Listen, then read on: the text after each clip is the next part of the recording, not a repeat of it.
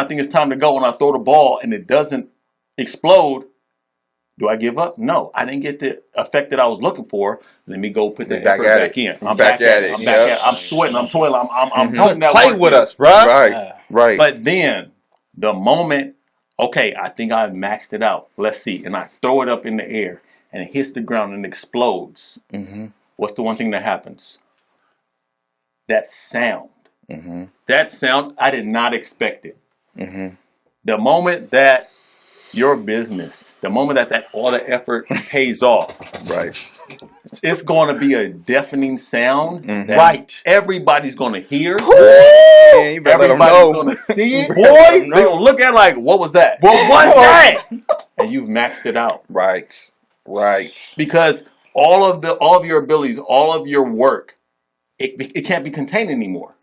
No ceilings. You just blew the roof off. You blew the seams off the ball. The seams out here. God wants you to max out what he's giving. Oh, you, bro. That means I love you, bro. That means I'll go to war with you. Fire, baby.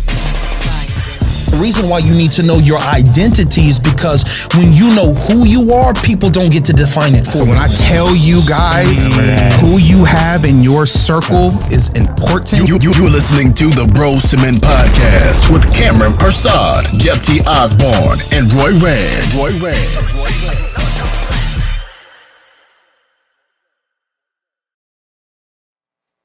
What's up, everybody? Welcome to another episode of the Bros to Men podcast. Come on, let's clap it up, everybody. Yo, we're super excited because there's a lot of things coming in this new season 2. As you guys know, we mentioned having guests with us and having some amazing people. And so I'm going to introduce soon who I got to the right of me. If you're looking at maybe might be to your left. But what's exciting today, I think this show's going to be lit. Our show's going to be excited. And as we do our intro, you know, if you're watching this for the first time, I'm Jeff, a.k.a. J.O. Yes, sir. And I'm Cameron Persad. Good to see y'all, man. Happy New Year once again. Yo, Roy, a.k.a. Dips. And with us this morning, with us today, we have none other than Arius Trick Shot Cop George. Come on, make some noise. Yes, sir. Yes, sir. Good to see you, my man. Yes, sir. Appreciate you being with us, bro. Come on. I had to come through. Come on, you already All right, so listen, if you guys don't know, take a moment, you get on your phone, you can go on your Instagram, your TikTok, your social media, and look up Trick Shot Cop, and you're going to see Arius George popping up, man. You're going to see all of his stuff. You're going to see what he's doing. And we'll get into your story in a little bit, but we've been friends for over a decade. And so you've seen us before we were here. We were doing all our stuff. We've seen you before the men part. You just all like, bros. Just the bros, yeah. And so, man, we're definitely going to hop into the show. I think we're going to have some gems. We're going to have some jewels that we're going to be able to bring to you guys. And as always, we always share that these are all of the tips, the jewels, the people in our lives who have helped us transition from bros to men or have been on that journey like us. And so we couldn't think of anybody better to bring on our show. So I'm going to allow you to go ahead and quarterback this, Dips, and start us off, man, as we dive into to our boy, man, and just have a great conversation. Yo, my dog, Arius, bro. Bro, I've known you since I was a kid. Since LA Fitness, just balling, playing basketball, watch you jump over people's heads in the gym. It's funny to see you have millions of followers and people be like, yo, can he really hoop? And I'm like, yo, he used to jump over people's heads. He's mad athletic. Super athletic until you hurt your knee, right? Yeah. But yo, just tell the people, you know, who you are and kind of how you became Trick Shot. And how you got these millions of followers, because it wasn't always that way. So we're gonna dive into the old days, but kind of just talk about what you do, who you are. I mean, right now, you know what I'm doing is I created this platform, you know, and it was just organic, like nothing. I didn't wake up one day and I was like, yo, I'm about to be an influencer. right. You know, that's just not how it was. You know what I mean? I went through the grind. I did a lot of things, and one thing that. When we'll get into it, but me ended up being a police officer, you know, work for LAPD. That got me started. Right. You know what I mean? And going through trials and tribulations, going through the heartaches, and you know, bad things happening. Right. You know, I was like, hey, happens. I gotta switch. I gotta switch it up. So I gotta find a career that is gonna provide me a good lifestyle. You know what I mean? So I ran into my boy. Found out he was a cop. He just gave me all the benefits. I was like, yo, that's pretty dope. So you, Right. wait, you became a cop just off of the benefits. Off the benefits. He's like, You that's work 3 pretty days a decent. week. You get a Right. paid vacation I'm a in. month. Right. You Right. get a pension. I was like, bro, we need that. Right. I could wake up and just get paid when I'm done. I'm like, shoot. Right. Yeah. No Right. lie, the next day I signed up. Like, no My lie. man said I'm there. I woke up like, can I sign up yet? Like, Right. I was Right. on it. Mhm. But the one thing after I got in, I kept my character. Right. You know what I mean? I think that was like the biggest thing because, I had life experience. Mm-hmm. And so when I got onto the department and, started working out patrol, interacting with all these people, the one thing that really kind of kept me grounded is my upbringing. Right. You know what I mean? Right. And Right. knowing, Yes, sir. I would be able to relate to people. Yeah. And I'm just like, hey, I'm going to treat you with the utmost respect because I know I've been in, every walk of life and I've experienced, interacting with everybody before I became a police officer. You know what I mean? So it gave me a different perspective of like, wow, I didn't really know, how real it could be in the streets. You know what I mean? Right. But at the same time, I'm like, yo, I'm gonna be cool with y'all. Yeah. So I always had a rapport with people before I even, started like the social media thing. And the social media thing just popped up because I just used to just be in the gym, just working out my brother, just throwing basketballs, just for no reason, just challenging myself for fun. You know what I mean? Yeah. And one day I was at a recruiting event. I became a recruiter, and I was in uniform, and I made a shot, and somebody recorded it. I'm not even thinking. I'm just like, I'm having fun. Right. And that's all I'm doing. You know what I mean? Like, if you're having fun, you're enjoying what you're doing, it's not even work. You know what I mean? Right, So I'm true. like, hey, I did it. Yeah. I was like, oh, I recorded it. I was like, okay, cool. Can I have it? You know what I mean? Yeah, And yeah. I was like, all right, cool. I put it on our social media for our recruiting page. I'm like, that's something cool. It's different. My department got a hold of it. They put it out on their Twitter, and it just blew up. Yeah. You know what I It's mean? all over the news. Everywhere. It I was was getting everywhere, bro. calls from everywhere. Man, I was zooming in like, I know that ain't who I think it is. Is that old boy? That's crazy. That's the homie, man. Like, that was wild. So what ended up happening was it was just organic growth. Yeah. Like I said, I didn't wake up thinking like, hey, this is what I'm what I'm here to do. Mm-hmm. I'm here to. It became a tool, to bridge that gap between the community and law enforcement. You know what I mean? I'm just me. Man, like on the real tip though, bro, like I want to give you your flowers because like we all mentioned, we've known you for years, right? But and just posting you like over the last couple of days and announcing you're coming on the show, a lot of people were hitting me up saying like, is he really a cop? Yeah. And the reason why I think that happens is because there's such a persona out there like on law enforcement, right? That we come encounter with certain people, and that genuine personality, that a person of character, I just treat people like a human. I think there's been a lot of experiences people have encountered where they don't get that. Right. Yeah. So, aside from being a dope person, I think you're someone that's really making a difference in the way that people perceive law enforcement. Because when they see like, oh, he's a real cool dude. He's funny. He's got personality. He's approachable. He hangs out with the kids. He's in the gym treating us like regular people. And I think that's dope. I just want to give you your flowers on that, man, because that's not something we see a lot in public light when it comes to law enforcement. And there's this negative persona about certain departments and people who wear the badge. But I think you have a big part in changing that. Yeah. So I just want to give you your flowers on that, bro. That's mad dope, man. Yeah, that's big, bro. That's cool. Yeah. Yeah, bro. We talk about struggle because, Instagram is a highlight reel. Right. But, we all go through struggle. We all have our things. And so I want to kind of touch on maybe some struggles you've been through and how you got through them. So let's start like with the hoop dream. Okay. Like, my heart was broke when my hoop dream ended.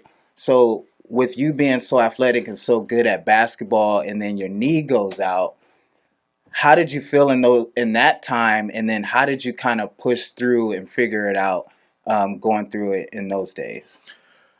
You already know we used to go up at we used to be going. Matt Barnes used to be up there. Yeah, we used to hoop with overseas cats, Right. people, Yeah, NBA, retired NBA. Matt Barnes used to be up in there all the time, and so you always have that optimistic outlook of okay, cool, I'm about to do this. You know what I mean? But when I tore my ACL, and at that point, because I don't know. I've always had an outlook of, from being raised and, just my, pops always just saying like, hey, what are you going to do in the future? Right. So it always, in the back of my mind, even though, I don't want to hear what you got to say. Right. Yeah. We all got that. We all got that. But like, man, I don't want to hear what you got to say. But low key, I'm listening to what you're saying. You know what I mean? Like, I ain't gonna let you know.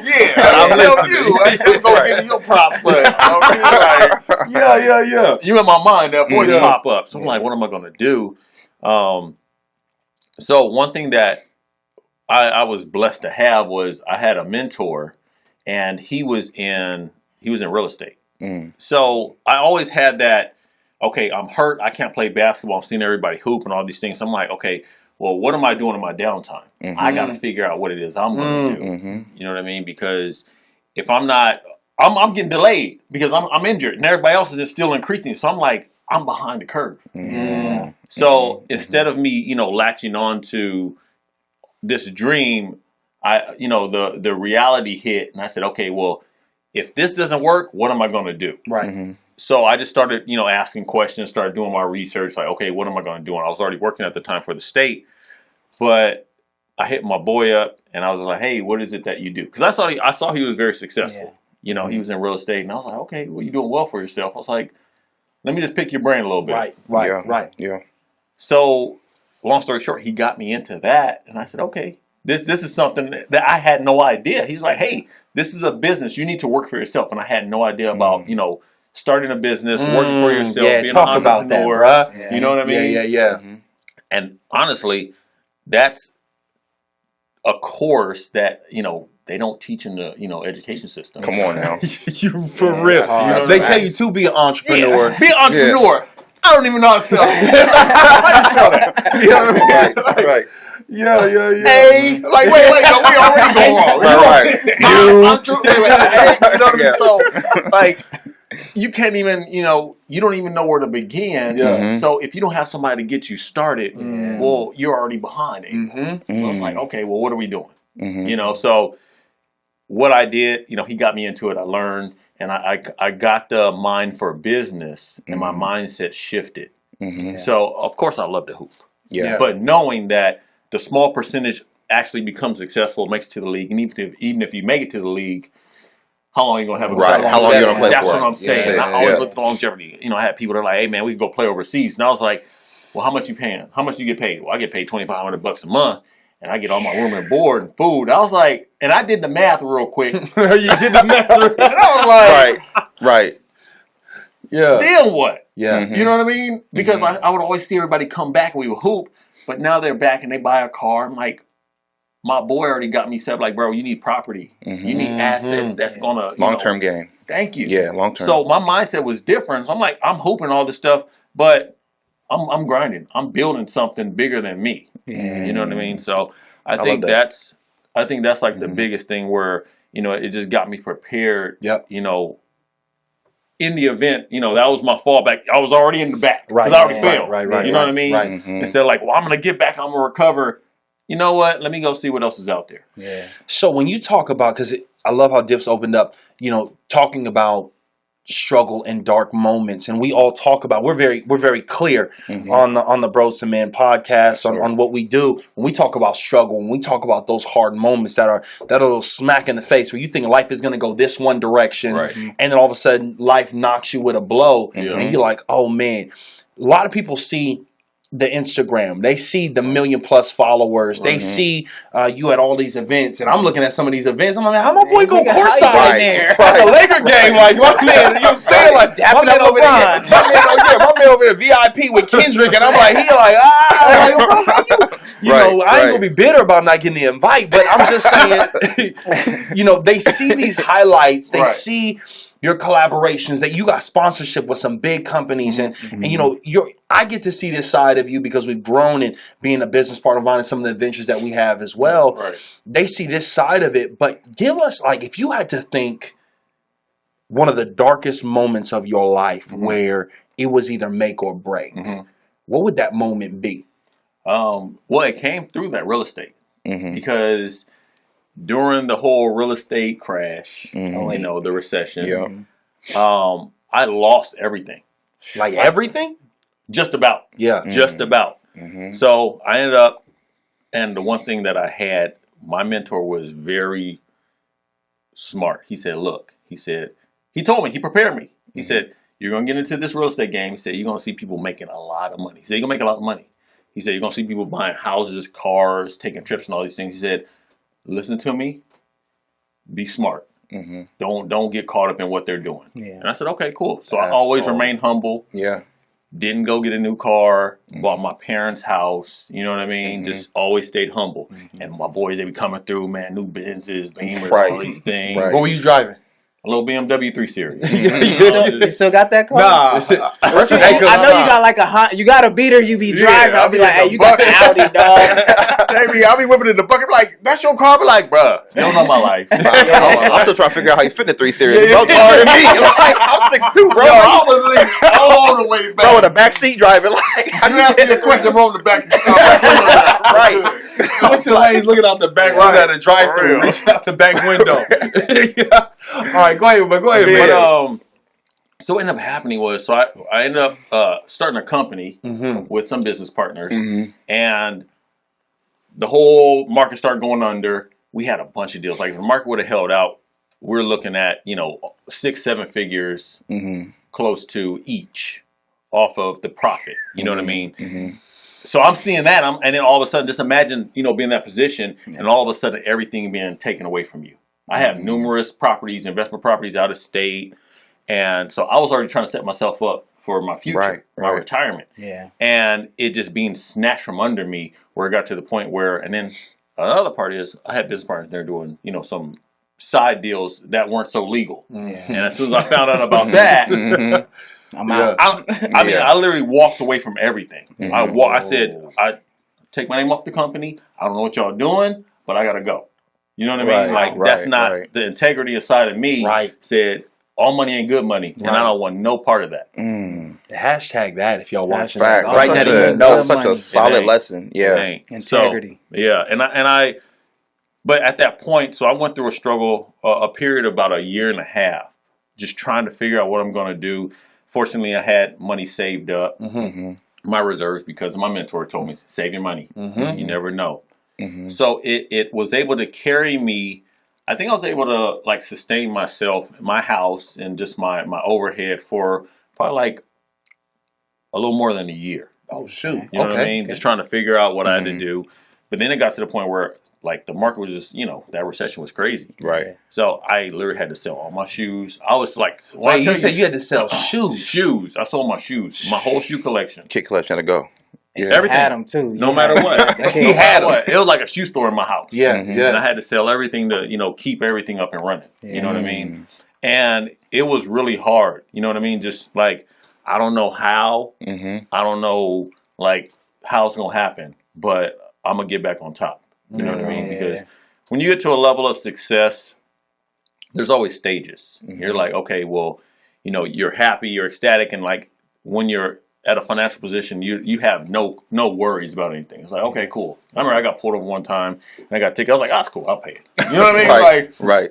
I ain't never felt like that before. I get pulled over, man, I got a ticket, man. That's cool, Yeah. It's not a big deal. Yeah. But when you get to that point where now you're like, okay, well, I'm going to get back, and I have to motivate myself. And when I tell you, countless nights is just tears and just frustration, not knowing how I'm going to get back. It was rough. It was really rough. And that probably went on for a good 2.5 months. And just man, God, I need you to tell me what's going on. I don't know how to get there. I don't know where it's going to come from. But I knew myself, I don't know what opportunity that I need, but it's going to get there. And it ended up being, the police department. What was the driving factor, though? So I know, for some people, when you're at just your lowest bottom that you've ever been at, some people it's it was just the being so uncomfortable not having money, or other people it's I just knew I wasn't reaching my full potential in that situation. So I was depression or. But a lot of times when you're in that moment, it's hard to get up every morning because there's nothing, you don't have much, right? What's the motivating factor that you found during that rough time that just every day I'm going to get up because what? To keep going. You know what? The one thing that really, so I bought my parents' house. This is it. And that was the house I grew up in. So you wanted that. That was a goal. You wanted to get that. And that's, well, I wanted property. And I ended up buying my parents' house. And I always said, just growing up, I was just kind of person like, I'm not going to ask anybody for anything. You know what I mean? Right. Because my dad, I remember about to graduate high school. I was like, all right, I graduated. I was like, so where's my car? Because I just thought that was the thing. Right, wait, my gift that. And you grew up in Beverly Hills? Where'd you grow? Where'd you from? Pomona. That's right. Yeah, that's right. I was like, Cardi said, bro, he said, man, you better go work for this. I was like, right. So as soon as he told me that, I mean, when I was, I got a job right after I graduated when I was 17. And I remember I was on the bus every day. I found a job and I was working. You know what I mean? Because if you don't work for it, you don't get it. Yeah. So I ended up getting, like I said, when I purchased my parents' house, like the one thing I said, I refuse to let this house go. I refuse to let them know that I'm losing this house or I have any issues. And I was like, I will never. I love that. I said, I don't care what happens. I will never miss a payment on this house. Because this house I grew up in, this is the first house that my parents bought. Yeah. You know what I mean? Yeah. So I refuse to let that legacy go. You know what I I refuse to. Yeah. Because now I feel like it was passed on to me and they gave me an opportunity. They believed in me. Yep. Okay, well, here you go. You know what I mean? Who are you letting down when you don't focus? That's what we talk about. Yeah. It's when you're working for something else or something outside of you, it just wakes up a dog in you. It's crazy. No, it really does. And I mean, I had to, like I said, man, I just every single day just trying to figure out what I'm going to do and how I'm going to do it. Because I always grew up, even if I had a job, I was always thinking about trying to, what else, little side hustle. What else can I do? Hustler. Yeah, what else can I do? Scam because my boy's like, yo, I got to hook up on these iPods. A word? Yeah. He said, dude, it's like $200, man. We get like 10 iPods. I was like, okay, cool, man.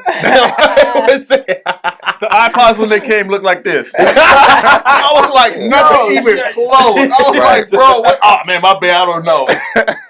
But I didn't know. Yeah. You know what I mean? But just seeing an opportunity, I was like flipping shoes and things like that. Like I was always looking for an opportunity because I always see my dad working to get that first house that we got. He was always working, 2-3 jobs all the time. Okay. So that mentality was, if you're not going to get it, it ain't going to be given to you. So I got to go out there and get it. And I think that for me to, really, persevere through it, and it was like dark times is to the T. You know what I mean? I remember just sitting on my couch like for hours, just sitting there like, what am I going to do? You know what I mean? And that's a lonely feeling, just like you on an island by yourself. Talk about it, bro. Yeah. You know what I mean? Yeah. And like I said, just having that internal, perseverance and that faith. Like, I don't know what's going to happen. I don't know how. I mean, I was applying everywhere. And the one thing, like, don't ever be, afraid to, humble yourself. Say that. Come on now. I was applying to every McDonald's, Walmart. Like, really? Oh, yeah. When I tell you by any means necessary. And they didn't even hire me, though. They didn't even overqualified. They didn't hire me. Wait, so do you think that when it comes to success and when it comes to business, people are too afraid to start at a I use this word very, very loosely, at a level that they may feel like is below? You think people are too prideful? Let me put it that way. To begin in humble beginnings. Absolutely, yeah. Because, like I said before, like all money ain't good money. Yeah, you know what I mean. So if people want to, I can make this money and this quick, but where does this lead you to? You know what I mean? If you scamming or whatever the case is, it's like, yeah, you're gonna make some quick money. But, what's the long term? They don't have those long term goals. You know what I mean? What's the bigger picture? I can make 10,000 real quick. Okay, well, after that 10,000, what are you doing? What are you working on? Yeah, you know what I mean. Right. That's gold. And so I said, I have to humble myself. I didn't care, like I said, because at that point I lost my properties, my credit's messed up. So I'm applying to banks and things like that. I almost had like 4 jobs. And an executive position over at Disney. I was like, I'm about to be on. Like I was like, Lord, this is it right here. Right. Oh, well, we have to do a credit check. Well, because of your credit, I was like, what my credit got to do with it? Wow. I was like, dang, you know what I mean? Yeah. Right. And that happened when I was applying for the, the police department, But I wrote this long letter. And they said, okay, when I tell you it was the most detailed letter I ever wrote in my life, Really? I said, if you look at my credit history, I have never missed a payment, yada, yada, yada, due to these circumstances during this certain period of the economy. You know, I wasn't able to sustain, but I said, if you look at the one thing, I said, my house that I live in, I have never missed a payment on that. You can look at my credit report right there. Like, okay, good.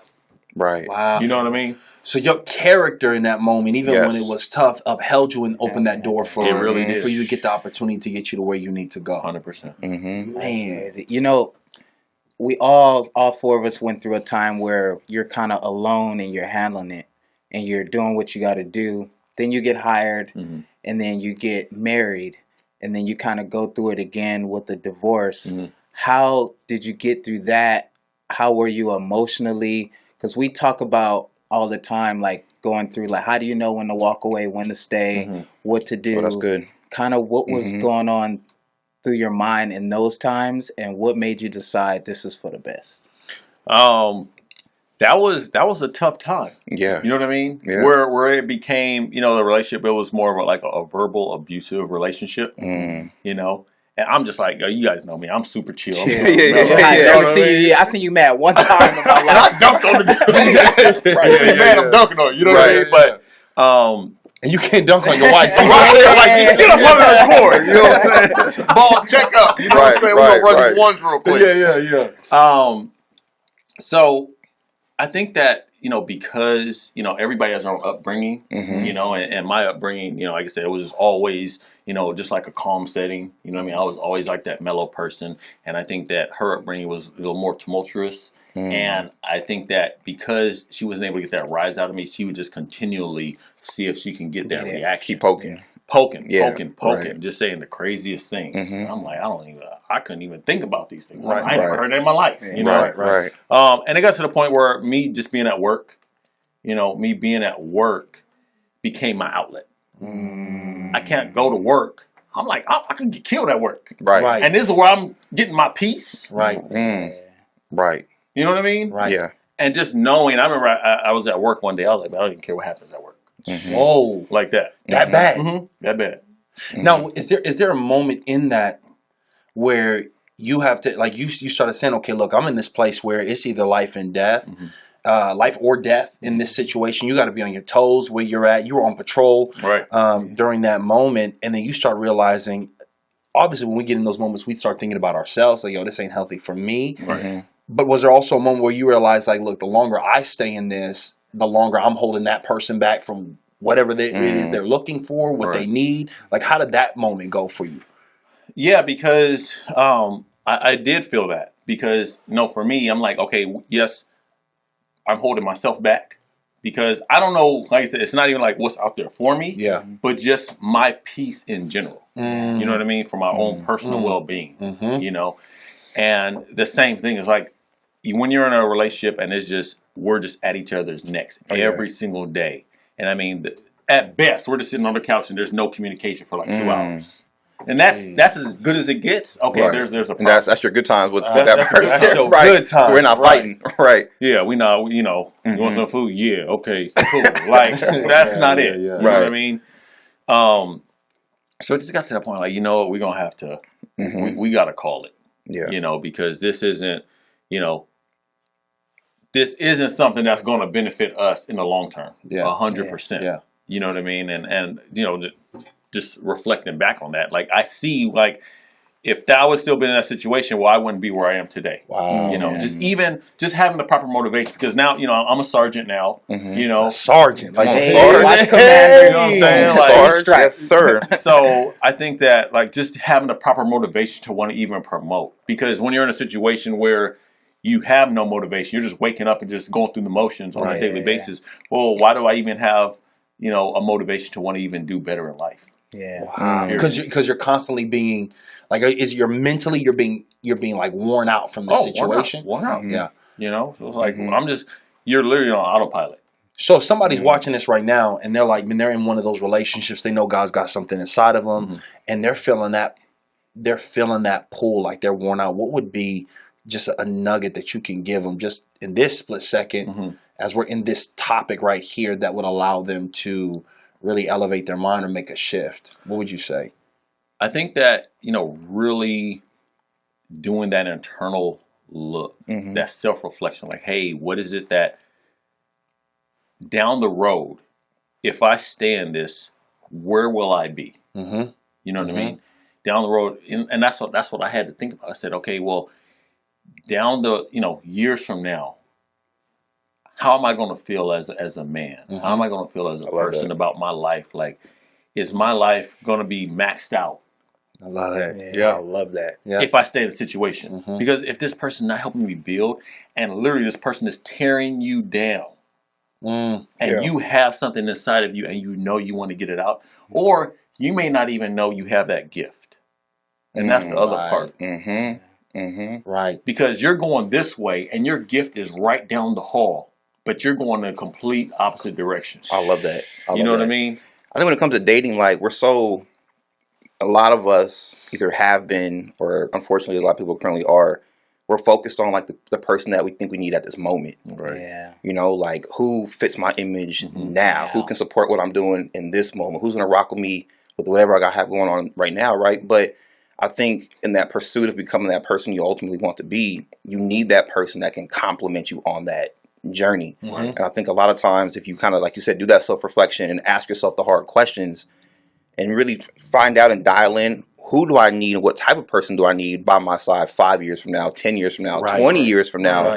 You know, you have to ask those hard questions. A lot of times you can ask that person those hard questions because if you have a clear idea of the person that you're going to become, not who you are in this moment, but the person I'm going to be 20 years from now, and you ask them those questions, you know, where do you see this in 5 years? Where do you see this in 20 years? Where do you see your life looking like? What type of mother do you see yourself being? What type of business partner? What do you think about business? What is your ideas when it comes to entrepreneurship and business? It's going to give you some really clear insight, you know, and answer those questions. Like, this is not, she might be good for me now, or they might be good for me now, but the person I'm going to become in 20 years, we're not equally yoked in those areas. See, and that's that blueprint. That's that blueprint. When you sit down with somebody, you ask, what is the blueprint for your future? What is your financial blueprint? Where do you see yourself going? What do you want to have accomplished? Like, how do you want to raise your kids? How do you want to set up generational wealth? Is that something that's important to you? And oftentimes the blueprints don't match. So if the blueprints don't match, one person's trying to build one house, one person's trying to build another house, and now you guys are all, you're all tied up. And so I love that. When you start talking about this, because I want to fast forward, right? You're in this place where you've gone through, you're crushing it in your career. You take this basketball shot, now you're recognizing like, oh shoot, like I may have something right here. Now we're looking at you with, 1 million plus followers. You got all of these deals. Just because you made one shot didn't mean it was it, and it just took off right then and there. I remember meeting when I first transitioned off of church staff in the traditional sense and relaunched my coaching practice and all of that. The first person I met with was you because I moved back down into the area. And I was like, bro, we got to link up. So we met up at Cane and Brew Coffee, one of our favorite places, man. We love it. And you and I sat at the table. And we had one of the biggest. This conversation that you gave me 2 years ago was a conversation I truly believe that catapulted me into my first like high 6-figure year. Like, it was crazy. My first year out, and we started talking about. You said, man, if you spend all of this time, these last years, building somebody else's dream, how are you not going to put more effort into your own dreams? And you say, yo, bro, it's time for you to go get your bag. That's it. That's what you said to me. So I was like, oh, well, how did you do it?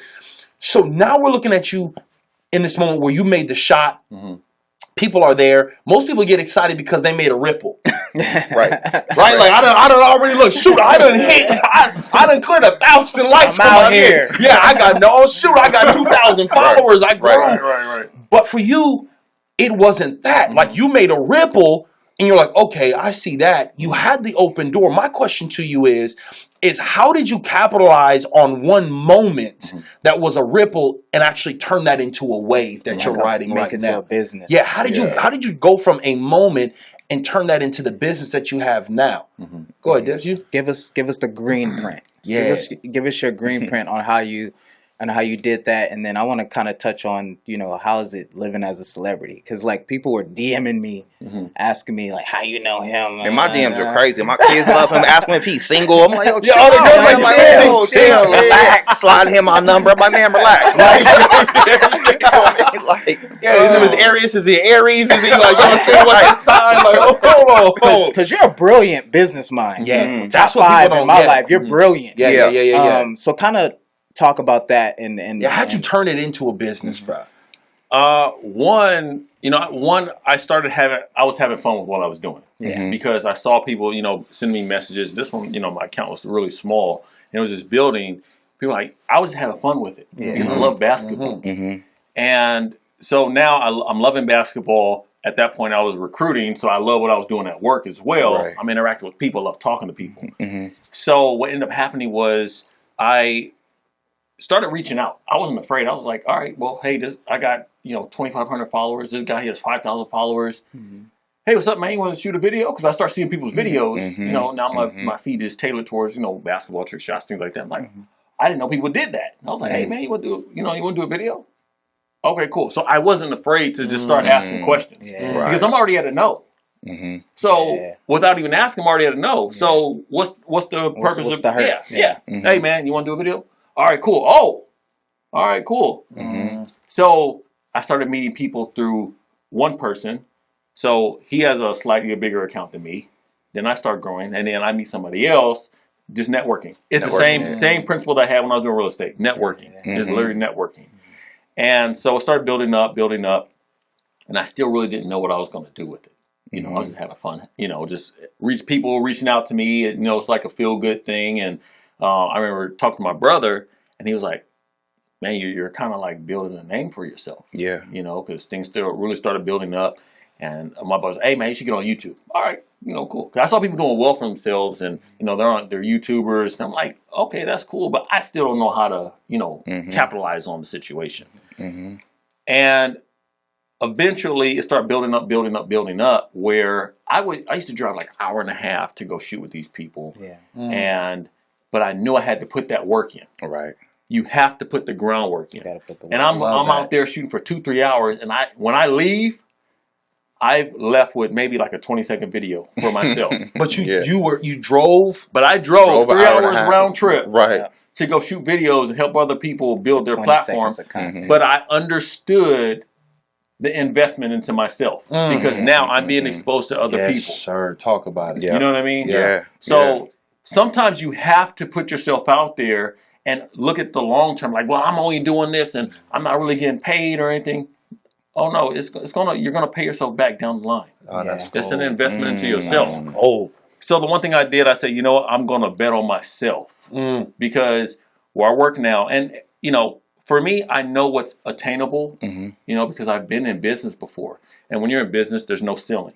And say that again. When you're in business, there's no ceiling. There's no ceiling. That's nasty, and I am forever grateful for my career, but I do understand that I have a ceiling. I have a salary schedule, which tells me after so many years, I'm gonna tap out somewhere. Yeah, I'm gonna cap out. Right. And even if I work as much overtime, I'm gonna still cap out because I can't work more than 24 hours in a day. So regardless of our 24/7, 365, I'm going to cap out somewhere. Business, I'm not going to cap out. There's no cap. There's no limit. Invest in yourself. Yeah. You have to. So I said, you know what? And I remember I was sitting in a car. I was working overtime. And I was working a 9-hour shift. And I was like, man, I'm sitting here 9 hours. And I'm like, I'm not working overtime anymore because I could be investing in myself, being creative. And that was the last time I worked overtime. It was about a year ago. And I said, I'm not working overtime anymore. I said, because if I can invest in myself and get my business going, and then when we talked, and that kind of like re-energized me. I was like, let's get it. You know what I mean? Like, let's get it, because there's not, if you operate within your space around people, and remember this conversation. We're talking about the gym. And you're working out, right? And you're in the gym and you're surrounding yourself with everybody that's working out. You're like, I'm okay, because you're looking at the person next to you. You know what I mean? I look at Roy and I'm like, bro, you over here looking crazy. You know what I mean? Like, this dude in the whole gym, right? One hand. You know what I mean? I'm like, bro, how you doing that 315 with one arm? Like on a Bosu ball. Dude, superhuman. Right. But if I look at him and I base just everything that I do, my fitness, my abilities, based upon him, because I see him at the gym every day. Now I'm gonna be down on myself. But as soon as I leave the gym and I'm walking around the mall, I remember this conversation. And I'm walking around the mall, and I walk up into like Foot Locker or wherever, a store. People like, dang, bro, don't hurt me. Right. Yeah.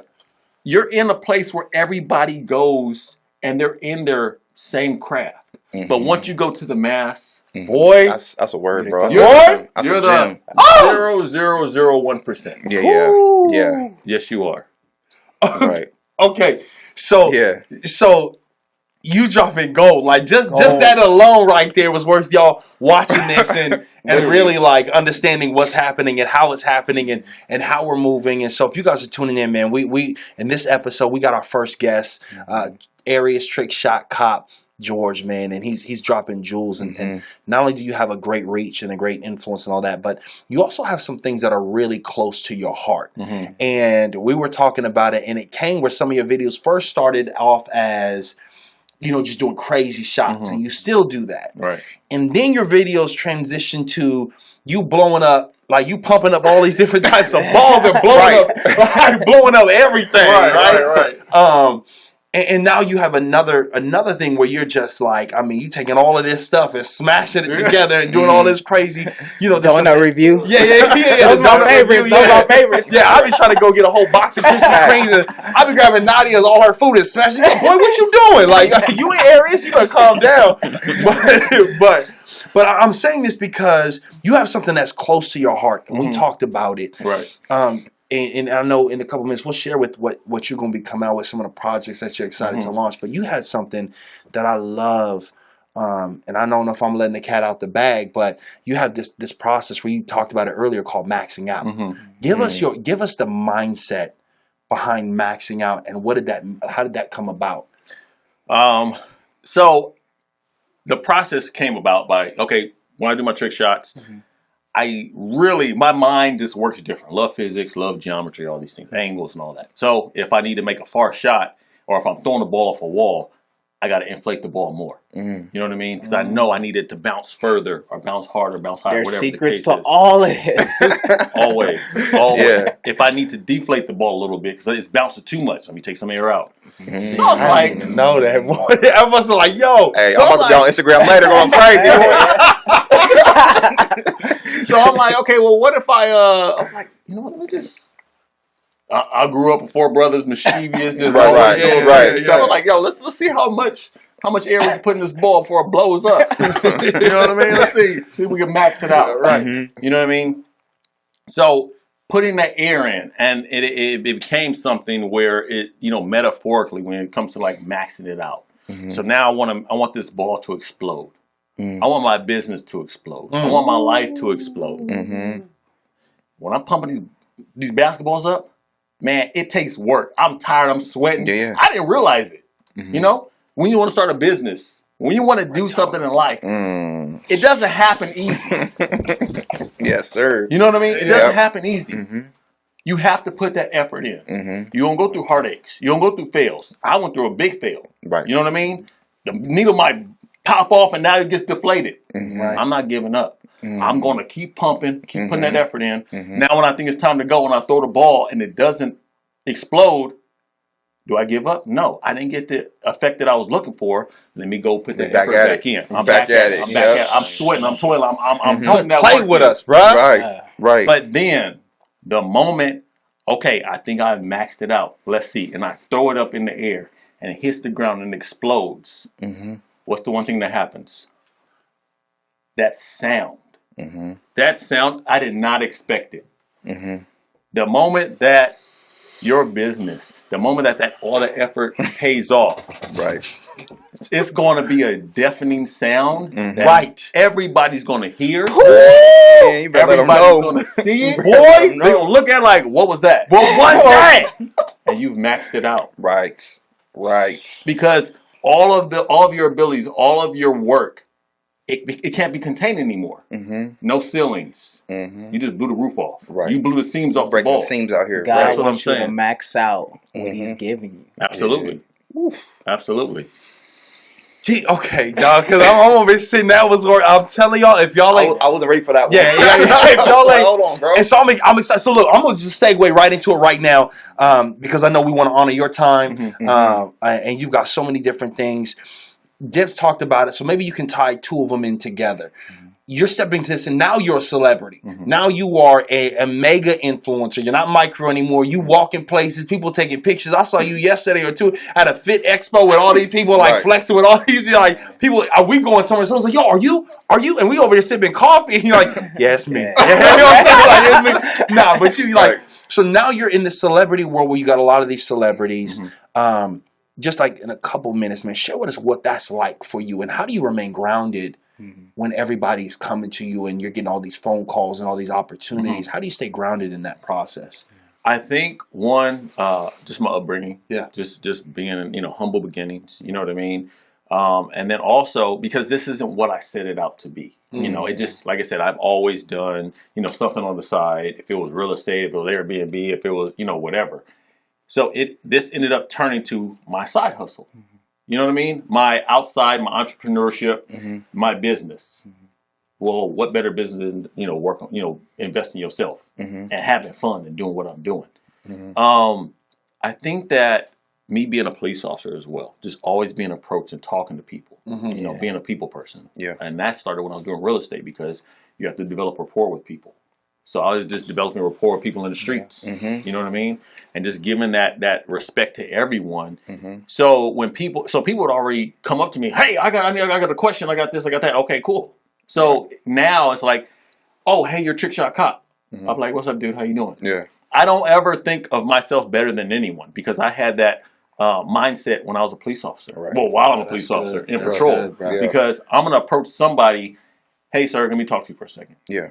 So if somebody comes to me, well, why am I going to treat them different than anybody else? And there's no need to. Wow.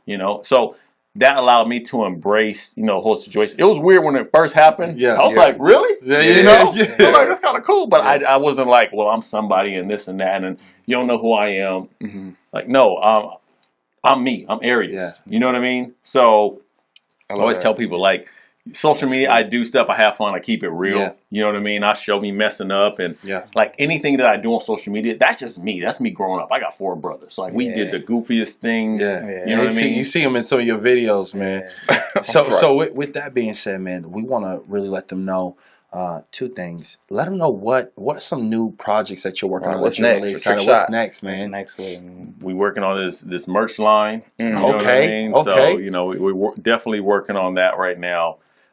Just a lot of things in the process with that. Working on some podcasts. Let's go. Shows, you know what I mean? So definitely got those things in the works. Beautiful. And just really excited, for this year and what's to come, and just really trying to diversify myself because, like I said, I'm betting on myself. That's it. You know what I mean?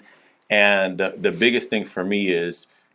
And I set my goal for this year is not to elevate myself, but elevate everybody around me. That's what it is. Because if I'm elevating myself and I look around and nobody's there with me, because the people who helped me get up here, if you're not there with me, it's a fail, 100%.